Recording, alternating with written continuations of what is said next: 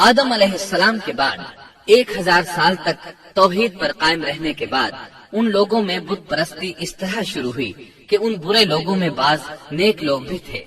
یہ برے لوگ ان نیک لوگوں سے بہت محبت کرتے تھے اور ان سے تقرب حاصل کرتے تھے، ان کی شان میں بہت مبالغہ کرتے تھے، جیسا کہ آج کل بعض لوگ علماء اور صالحین کی مدح سرائی میں زمین و آسمان کے قلابے ملاتے ہیں۔ یہی چیز بعد میں شرک کا ذریعہ بنی۔ امام بخاری رحمت اللہ علیہ نے سورہ نوح آیت 23 میں اللہ کے فرمان اور انہوں نے کہا کہ ہرگز اپنے معبودوں کو نہ چھوڑنا اور نہ ود اور سوا اور یغوث اور یعوق اور نصر کو چھوڑنا کی تفسیر کرتے ہوئے ابن عباس رضی اللہ عنہما سے روایت کی ہے۔ وہ فرماتے ہیں کہ یہ نوح علیہ السلام کی قوم کے بعض نیک آدمیوں کے نام ہیں۔ جب وہ فوت ہو گئے تو شیطان نے ان کی قوم کے دل میں یہ بات ڈال دی کہ جہاں وہ حضرات بیٹھا کرتے تھے وہاں ان کے بت بنا کر رکھ دو اور ان کو وہی نام دو جو ان بزرگوں کے تھے۔ انہوں نے ایسا ہی کیا اور پتھر کے بت بنا کر ان کے نام ان بزرگوں والے رکھ دیے۔ اس وقت تو بتوں کی پوجا نہ ہوئی، لیکن جب یہ لوگ فوت ہو گئے اور علم مٹ گیا تب ان کی پوجا ہونے لگی۔ ابن عباس رضی اللہ عنہما فرماتے ہیں نوح علیہ السلام کی قوم کے یہی بت بعد میں عرب میں پوجے گئے اور اللہ تعالی کے فرمان کا یہی مطلب ہے، یعنی ان نیک بزرگوں کے بت بنا لیے گئے اور آہستہ آہستہ ان کی پوجا شروع کر دی گئی اور سب لوگوں نے ایک اللہ کی عبادت سے انکار کر دیا۔ نوح علیہ السلام اکیلے اس دنیا میں موحد اور توحید پرست باقی رہ گئے۔ نوح علیہ السلام کا نسب کچھ یوں ہے: نوح بن لامک بن متوشلہ بن ادریس۔ اس طرح ادریس علیہ السلام ان کے پردادا ہوئے۔ اس وقت لوگوں کی عمریں بہت طویل ہوتی تھیں، اس لیے ہم کہہ سکتے ہیں کہ ادریس علیہ السلام کئی 100 سال زندہ رہے اور نوح علیہ السلام 1000 سال سے بھی زیادہ عرصہ زندہ رہے۔ عمریں لمبی ہونے کی وجہ سے ادریس علیہ السلام اور نوح علیہ السلام کے درمیان کافی مدت بنتی ہے، اور اسی مدت کے دوران کفر و شرک نے زور پکڑا اور بتوں کی عبادت شروع ہو گئی۔ تب اللہ تعالیٰ نے نوح علیہ السلام کو زمین میں مبعوث فرمایا۔ ابن عباس رضی اللہ عنہما سے روایت ہے کہ نبی صلی اللہ علیہ وسلم نے فرمایا آدم علیہ السلام اور نوح علیہ السلام کے درمیان 10 قرن تھے۔ ایک قرن 100 سال کا ہوتا ہے۔ آدم علیہ السلام کے 1000 سال بعد تک لوگ توحید پر قائم رہے، پھر آہستہ آہستہ شیطان نے انہیں شرک کے راستے پر ڈال دیا، شرک عام ہو گیا، ایک اللہ کی عبادت بالکل ختم ہو کر رہ گئی۔ تب اللہ نے نوح علیہ السلام کو مبعوث فرمایا، انہوں نے اللہ کی طرف دعوت دی، انہوں نے بہت مشقت اٹھائی، جیسا کہ سورہ نوح میں اللہ فرماتے ہیں اللہ تعالیٰ بخشش اور رحم کرنے والے کے نام سے شروع کرتا ہوں۔ یقیناً ہم نے نوح کو ان کی قوم کی طرف بھیجا کہ اپنی قوم کو ڈراؤ اور خبردار کر دو اس سے پہلے کہ ان کے پاس دردناک عذاب آ جائے۔ نوح نے کہا اے میری قوم، میں تمہیں صاف صاف ڈرانے والا ہوں کہ تم اللہ کی عبادت کرو اور اس سے ڈرا کرو اور میرا کہنا مانو، تو وہ تمہارے گناہ بخش دے گا اور تمہیں ایک وقت مقررہ تک چھوڑ دے گا۔ یقیناً اللہ کا وعدہ جب آ جاتا ہے تو موقوف نہیں ہوتا، کاش تمہیں سمجھ ہوتی۔ نوح علیہ السلام تبلیغ کے سلسلے میں سخت محنت کرتے، دن رات لوگوں کے گھروں اور ان کے اجتماعات میں جا جا کر انہیں دعوت دیتے۔ آپ انہیں اعلانیہ اور پوشیدہ طور پر دعوت دیتے، یہاں تک کہ دعوت دیتے دیتے انہیں 950 سال گزر گئے، لیکن سوائے چند لوگوں کے کوئی ایمان نہ لایا۔ تب انہوں نے اللہ سے دعا کی اے میرے اللہ، میں نے اپنی قوم کو دن رات تیری طرف بلایا، لیکن میرے بلانے سے یہ اور زیادہ بھاگنے لگے۔ انہوں نے اپنے کانوں میں انگلیاں ٹھونس لی، اپنے اوپر کپڑے اوڑھ لیے اور کہنے لگے ہم تیری شکل دیکھنا نہیں چاہتے۔ میرے اللہ، یہ لوگ تیری باتیں سننا پسند نہیں کرتے۔ میں نے پھر بھی ان سے کہا اپنے مالک سے بخشش طلب کرو، وہ بڑا بخشنے والا ہے۔ اس وقت نوح علیہ السلام کی قوم میں ایک بادشاہ تھا، وہ بہت مغرور تھا۔ وہ قوم سے کہنے لگا نوح کی باتوں پر کان نہ دھرنا اور نہ اس سے بحث کرنا، یہ جو کرتا ہے اسے کرنے دو، تم اپنے بتوں کی پوجا پر ڈٹے رہو۔ چنانچہ لوگوں نے نوح علیہ السلام کی باتوں کی طرف سے کان بند کر لیے۔ اپنے بادشاہ کی بات پر عمل کرنے لگے۔ تب نوح علیہ السلام نے اللہ سے فریاد کی، اے پروردگار، یہ میرا کہنا نہیں مانتے، ان لوگوں کی سنتے ہیں جن کی اولاد اور مال نے انہیں فائدہ تو نہ دیا، الٹا نقصان پہنچایا، اور انہوں نے میرے ساتھ بڑا داؤ کیا، یعنی دوسروں کو میرے درپے کر دیا، خود بھی مجھے ستانے میں کوئی کسر نہ چھوڑی، اور آپس میں ایک دوسرے سے کہنے لگے اپنے دیوتاؤں کو نہ چھوڑنا، نہ ود اور نہ سوا اور نہ یغوث اور نہ یعوق اور نہ نسل کو چھوڑنا۔ ان لوگوں نے بہت سے لوگوں کو گمراہ کر ڈالا، اور پروردگار تو ایسا کر کہ یہ ظالم اور زیادہ گمراہ ہو۔ اس طرح نوح علیہ السلام نے 950 سال دن رات لوگوں کو اللہ کی طرف بلایا، لیکن اتنے طویل عرصہ میں صرف 80 کے قریب لوگ مسلمان ہوئے، اور ان ایمانداروں کی اکثریت فقراء، مساکین، ناتواں اور غلام قسم کے لوگوں پر مشتمل تھی، جن کی معاشرے میں کوئی حیثیت نہیں ہوتی۔ مشکل سے 10 ایماندار ایسے ہوں گے جو شرف و جاہ کے مالک ہوں گے۔ چنانچہ نوح علیہ السلام کے مغرور سرداروں نے جب اس صورتحال کو دیکھا تو اکٹھے ہو کر نوح علیہ السلام کے پاس آئے اور کہنے لگے، اے نوح، ہم چاہتے ہیں تیری باتیں سنیں اور لوگوں کو بھی تیری باتیں سننے کی ترغیب دیں اور سب تجھ پر ایمان لے آئیں، لیکن اس سے پہلے ہماری ایک شرط ہے، یہ کہ آپ کے حلقے میں جو یہ ذلیل اور حقیر لوگ آ گئے ہیں انہیں دھکے دے کر اپنے پاس سے نکال دے، اس لیے کہ ہم اپنی قوم کے سردار، چودھری اور مقام و مرتبے والے لوگ ہیں، اس لیے ہم ان فقیر لوگوں کے پاس نہیں بیٹھ سکتے۔ اگر آپ انہیں نکال دیتے ہیں تو ہم ایمان لے آئیں گے۔ اللہ تعالیٰ نے نوح علیہ السلام کی قوم کے ان سرداروں کی تردید سورہ ہود آیات 27 تا 31 میں کی ہے۔ اللہ تعالیٰ فرماتے ہیں، کافر سردار نوح سے کہنے لگے، ہم تو یہی دیکھتے ہیں کہ تو ہماری طرح ایک آدمی ہے، اور یہ بھی دیکھتے ہیں کہ صرف ان لوگوں نے تیری پیروی کی ہے جو ہم میں رذیل ہیں، وہ بھی اوپر کی عقل سے، اور ہم تو تمہیں کسی بات میں اپنے سے زیادہ نہیں پاتے بلکہ تمہیں جھوٹا خیال کرتے ہیں۔ نوح نے کہا، اے سرداروں، بتلاؤ تو صحیح، اگر میں اپنے رب کی طرف سے جو دلیل آئی ہے اس پر قائم ہوا اور اس نے اپنی مہربانی سے مجھے سرفراز کیا اور تم سے وہ چھپی رہی، تو کیا زبردستی میں اسے تمہارے سر منڈ دوں گا، حالانکہ تم اس سے بیزار ہو۔ میری قوم والو، میں تم سے اس پر کوئی مال نہیں مانگتا، میرا ثواب تو صرف اللہ تعالیٰ کے ہاں ہے، نہ میں ایمانداروں کو اپنے پاس سے نکال سکتا ہوں، انہیں اپنے رب سے ملنا ہے، لیکن میں دیکھتا ہوں کہ تم لوگ جہالت کی بات کر رہے ہو۔ میری قوم کے لوگوں، اگر میں ان مومنوں کو اپنے پاس سے نکال دوں تو اللہ کے مقابلے میں میری مدد کون کر سکتا ہے؟ کیا تم کچھ بھی غور و فکر نہیں کرتے؟ میں تم سے یہ نہیں کہتا کہ میرے پاس اللہ کے خزانے ہیں اور میں غیب کا علم بھی نہیں رکھتا، نہ میں یہ کہتا ہوں کہ میں کوئی فرشتہ ہوں، نہ میرا یہ قول ہے کہ جن پر تمہاری نگاہیں ذلت سے پڑ رہی ہیں اللہ تعالیٰ انہیں کوئی نعمت دے گا ہی نہیں، ان کے دل میں جو ہے اللہ اسے بخوبی جانتا ہے۔ اگر میں ایسی بات کہوں تو یقیناً میرا شمار ظالموں میں سے ہوگا۔ اس پر نوح علیہ السلام کی قوم اور اکڑ گئی اور وہ کہنے لگے، اے نوح، بس بہت ہو گیا، تو نے ہمیں بہت ڈرا دھمکا دیا، اب اگر تو سچا ہے تو جس چیز کا وعدہ تو ہم سے کرتا تھا اس کو لے آ۔ نوح علیہ السلام نے ان کی بات سن کر کہا، عذاب لانا تو اللہ کا کام ہے، اللہ کو کوئی عاجز نہیں کر سکتا، اور جب اس کا عذاب آ جائے گا تو کوئی بھاگ نہیں سکے گا۔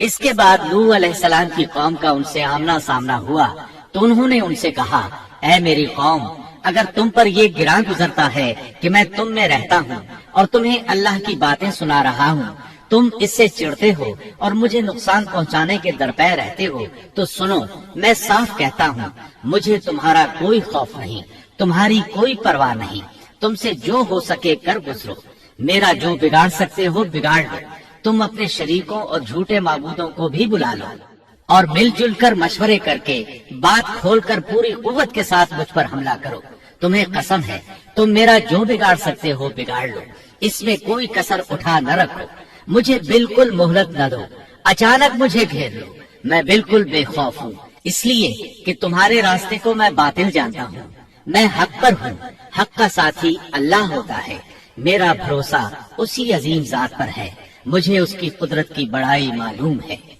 نوح علیہ السلام نے واضح الفاظ میں اپنی قوم کو چیلنج دیا، لیکن کسی میں طاقت نہ ہوئی کہ وہ نوح علیہ السلام کا مقابلہ کر سکے۔ چنانچہ کہنے لگے، اسے چھوڑ دو، یہ مجنون اور بے وقوف ہے، نعوذ باللہ۔ بہرحال معاملہ اسی طرز پر چلتا رہا، یہاں تک کہ سال ہر سال گزر گئے، لیکن کوئی مسلمان نہ ہوا۔ پھر پہاڑ پر رہنے والے لوگ روز بروز برائی میں ترقی کرتے چلے گئے، اور جو لوگ شروع میں ایمان لائے تھے ان کے علاوہ اور کوئی شخص ایمان نہ لایا۔ نوح علیہ السلام انہیں مسلسل دعوت دیتے رہے مگر بے اثر، یہاں تک کہ اللہ تعالیٰ نے نوح علیہ السلام کی طرف وحی کی کہ اب کوئی شخص ایمان نہیں لائے گا۔ اللہ تعالیٰ سورہ ہود میں فرماتے ہیں، نوح کی طرف وحی کی گئی کہ آپ کی قوم میں سے جو ایمان لا چکے ہیں ان کے سوا اور کوئی اب ایمان نہیں لائے گا، بس آپ ان کے کاموں پر غمگین نہ ہوں۔ مطلب یہ تھا کہ آپ غم نہ کریں، اللہ کا حکم اب پورا ہونے والا ہے۔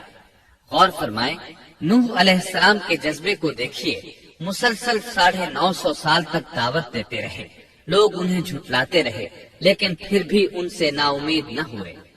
اب جب کہ اللہ کی طرف سے وحی آ گئی کہ ان میں سے اور کوئی ایمان نہیں لائے گا اور کسی میں طاقت نہیں کہ انہیں ہدایت عطا فرمائے، تو نوح علیہ السلام نا امید ہو گئے اور انہوں نے اپنی قوم پر بد دعا کی۔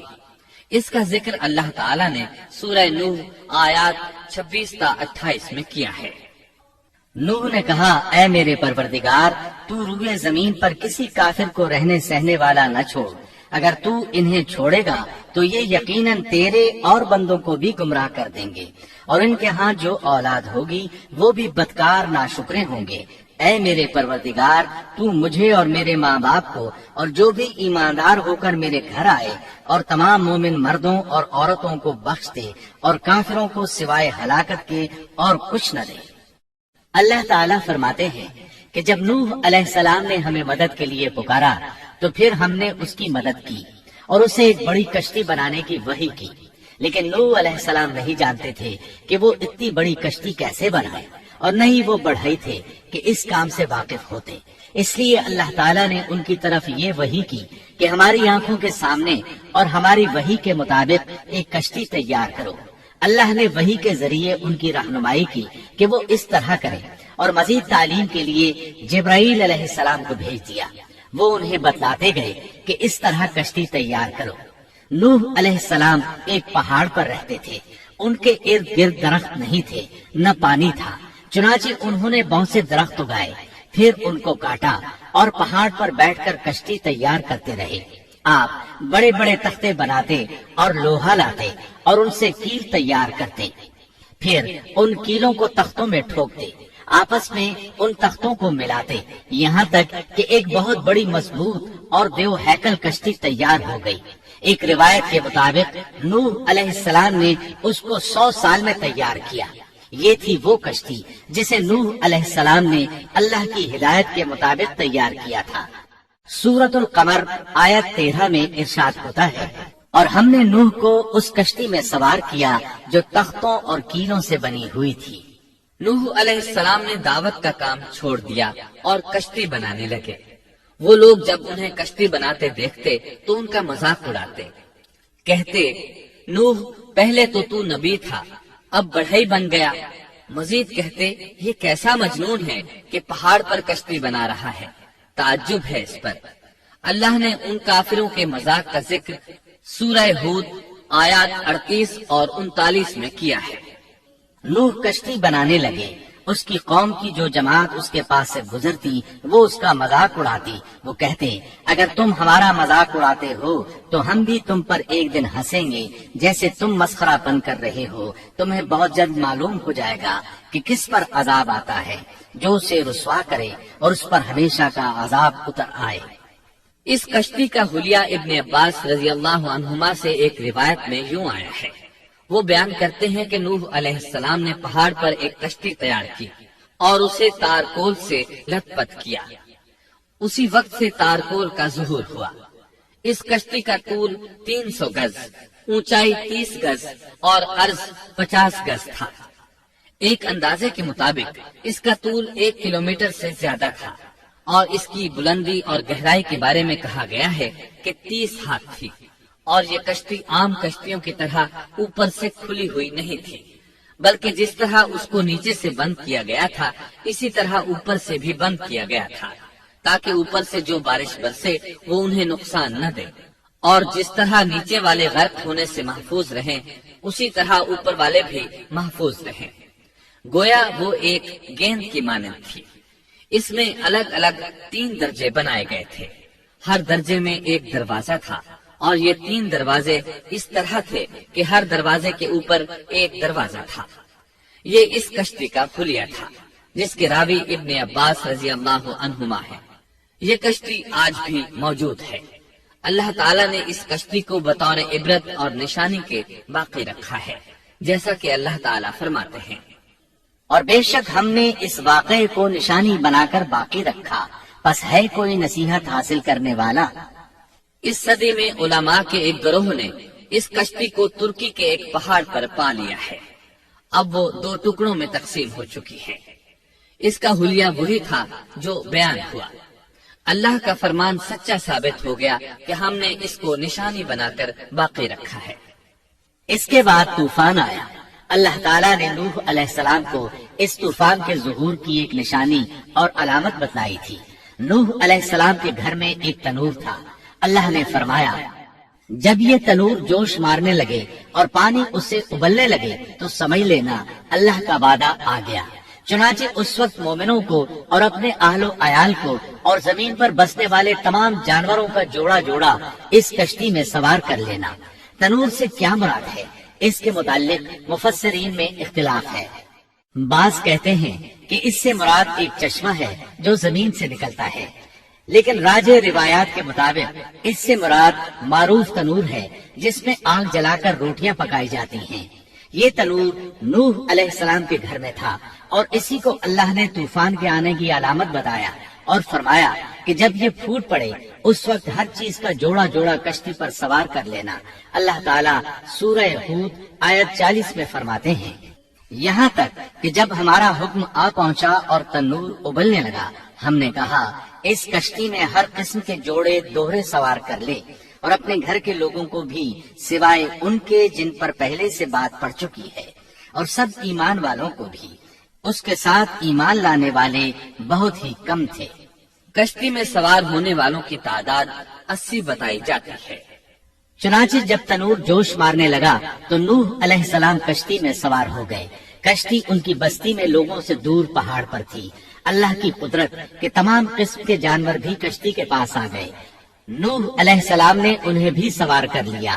اللہ تعالیٰ سورۃ القمر آیات 11 اور 12 میں فرماتے ہیں، پس ہم نے آسمان کے دروازوں کو زور کی بارش سے کھول دیا اور زمین کے چشموں کو جاری کر دیا، پس اس کام پر جو پانی مقرر کیا گیا تھا خوب جمع ہو گیا۔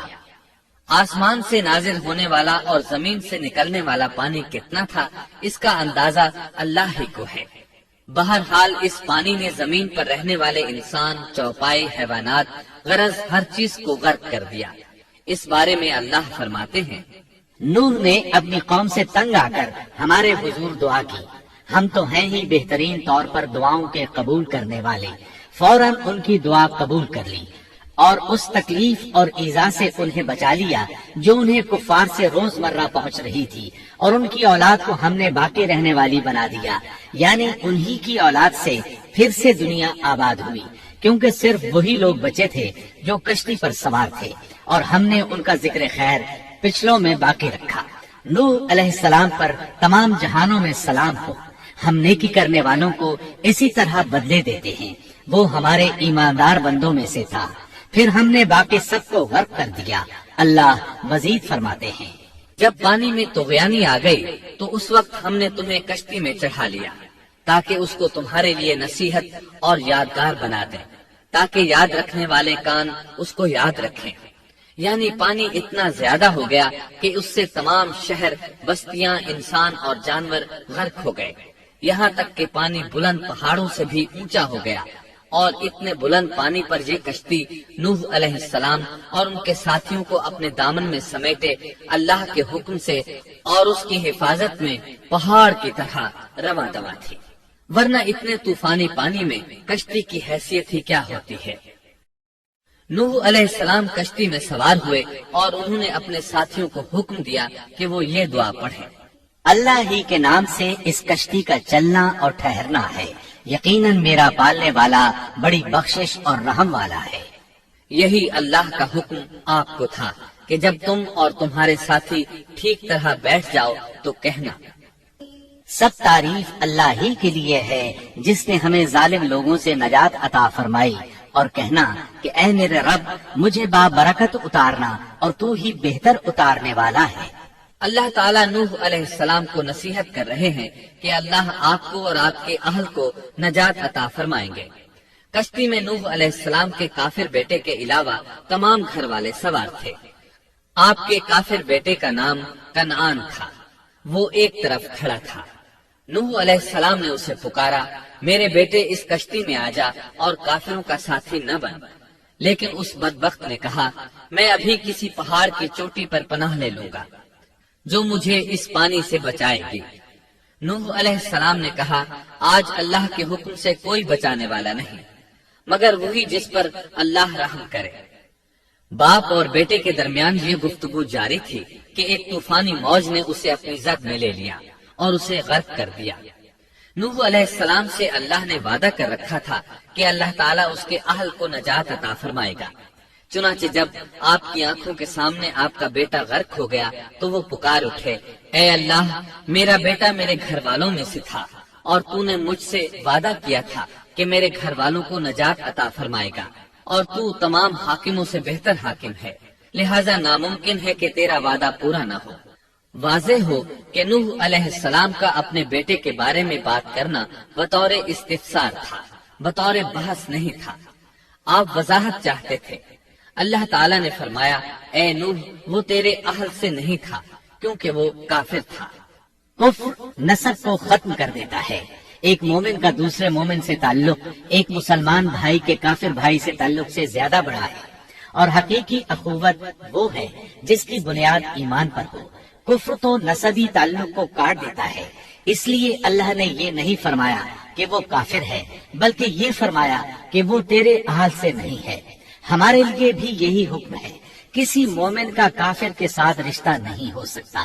اس کے ساتھ اللہ نے نوح علیہ السلام کو نصیحت فرمائی کہ آپ ہرگز وہ چیز نہ مانگے جس کا آپ کو مطلقاً علم ہی نہ ہو، اور ہم آپ کو نصیحت کرتے ہیں کہ جاہلوں میں اپنا شمار کرانے سے باز رہیں۔ جب نوح علیہ السلام یہ بات جان گئے کہ ان کا سوال واقعے کے مطابق نہیں تھا تو فوراً اس سے رجوع کر لیا اور اللہ تعالیٰ سے اس کی رحمت اور مغفرت کے طالب ہوئے۔ اس موقع پر انہوں نے دعا کی۔ نوح علیہ السلام نے کہا، اے میرے پروردگار میں تیری ہی پناہ چاہتا ہوں اس بات سے کہ تجھ سے وہ مانگوں جس کا مجھے علم ہی نہ ہو۔ اگر تو مجھے نہ بخشے گا اور تو مجھ پر رحم نہیں کرے گا تو میں خرابی والوں میں ہو جاؤں گا۔ یہ دعا انہوں نے مانگی۔ اپنے بیٹے کے متعلق سوال کے علاوہ نوح علیہ السلام نے اللہ تعالیٰ کی کوئی نافرمانی نہیں کی اور نہ اپنے نفس پر کسی نافرمانی کو شمار کیا۔ کشتی نوح علیہ السلام اور ان کے ساتھیوں کو لیے پانی کی موجوں پر بلند ہو رہی تھی، اور زمین پر موجود ہر چیز، انسان، حیوانات، چوپائے، پرندے غرق ہو چکے تھے۔ ان میں کوئی بھی باقی نہیں بچا تھا۔ اگر کوئی زندہ بچا تھا تو کشتی والے۔ ابن عباس رضی اللہ عنہما سے روایت ہے کہ نوح علیہ السلام اور ان کے ساتھی 6 ماہ کشتی میں رہے، اور بعض روایات میں یہ بھی ہے کہ وہ محرم کی 10 تاریخ کو کشتی سے نیچے اترے۔ آخر اللہ کے حکم سے طوفان رک گیا۔ اللہ نے زمین کو حکم دیا کہ وہ تمام پانی کو نگل جائے۔ زمین نے سارا پانی نگل لیا، زمین خشک ہو گئی۔ اللہ تعالیٰ سورہ ہود آیت 44 میں فرماتے ہیں، اور فرما دیا گیا کہ اے زمین اپنے پانی کو نگل جا، اور اے آسمان بس کر تھم جا۔ اسی وقت پانی سکھا دیا گیا اور کام پورا کر دیا گیا، اور کشتی جودی نامی پہاڑ پر جا ٹھہری، اور فرما دیا گیا کہ ظالم لوگ اللہ کی رحمت سے دور ہیں۔ کشتی جودی پہاڑ پر جا کر ٹھہر گئی۔ اب انہیں حکم ہوا کہ سلامتی کے ساتھ کشتی سے اتر آئے، آپ پر بھی برکت نازل ہوگی اور ان قوموں پر بھی جو آئندہ آپ کی نسل سے پیدا ہوں گی، اور آپ کی نسل میں سے کچھ لوگ ایسے بھی ہوں گے جنہیں ہم فائدہ تو ضرور پہنچائیں گے، پھر انہیں ہماری طرف سے دردناک عذاب پہنچے گا۔ بہت سی روایات میں یہ بات مذکور ہے کہ نوح علیہ السلام ایک لمبی مدت یعنی 6 ماہ کشتی میں طوفان تھم جانے کا انتظار کرتے رہے۔ آپ نے طوفان کے حالات معلوم کرنے کے لیے ایک کبوتر بھیجا جو واپس آ گیا، اسے پاؤں رکھنے کو جگہ نہ ملی۔ اسے دوبارہ بھیجا گیا تو وہ پھر واپس آ گیا۔ چند دن بعد اسے پھر بھیجا گیا تو وہ اپنی چونچ میں زیتون کی ایک ٹہنی لیے ہوئے تھا۔ اس سے نوح علیہ السلام نے معلوم کر لیا کہ پانی زمین سے کچھ ہی اونچا رہ گیا ہے اور درخت وغیرہ اگ چکے ہیں۔ کچھ دن بعد اسے پھر بھیجا گیا۔ اس مرتبہ وہ واپس لوٹا تو اس کے پاؤں خاک آلود تھے۔ نوح علیہ السلام نے سمجھ لیا کہ طوفان رک گیا اور زمین خشک ہو چکی ہے۔ سیرت کی کتب میں یہ واقعہ موجود ہے۔ اسی کی بنیاد پر سیرت نگاروں کا کہنا ہے کہ کبوتر کا آنا سلامتی کی علامت تھا اور اس کی چونچ میں زیتون کی ٹہنی نوح علیہ السلام کی بادشاہت کی طرف اشارہ تھا۔ اس طرح نوح علیہ السلام زمین پر اتر آئے۔ اس وقت اولاد آدم میں سے کوئی انسان سوائے ان لوگوں کے زندہ نہیں بچا تھا۔ جزیرہ عرب، فلسطین اور ان کے ارد گرد کا علاقہ غرق ہونے سے محفوظ رہا۔ ان کے علاوہ تمام زمین غرق ہوئی تھی۔ سب کے سب طوفان کی نذر ہو گئے۔ صرف نوح علیہ السلام سے اولاد پیدا ہوئی اور زمین میں ان کی اولاد کے علاوہ اور کسی کی نسل باقی نہ رہی۔ اسی وجہ سے نوح علیہ السلام کو آدم ثانی اور ابو البشر ثانی کہا جاتا ہے، کیونکہ تمام کے تمام بشر انہی کی طرف منسوب ہیں۔ سورۃ الصافات آیات 75 تا 77 میں اسی طرف اشارہ ہے۔ اور ہمیں نوح نے پکارا تو دیکھ لو کہ ہم کیسے اچھے دعا قبول کرنے والے ہیں۔ ہم نے اسے اور اس کے فرمانبرداروں کو اس زبردست مصیبت سے بچا لیا۔ اس کی اولاد ہم نے باقی رہنے والی بنا دی۔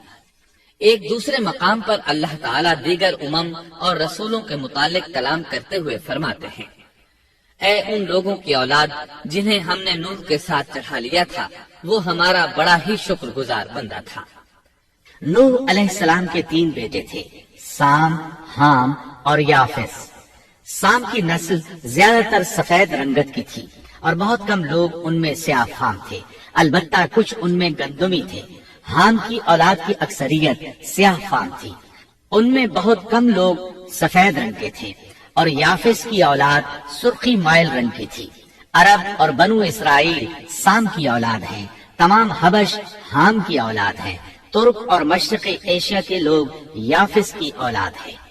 طوفان کے بعد نوح علیہ السلام اللہ کے بندوں میں 350 سال تک زندہ رہے اور وہ اللہ کے قول عبدن شکورن کے مصداق تھے۔ پھر نوح علیہ السلام فوت ہو گئے۔ راجح ترین روایات کے مطابق آپ مکہ میں دفن ہوئے۔ ایک دوسری روایت کے مطابق آپ لبنان میں دفن ہوئے۔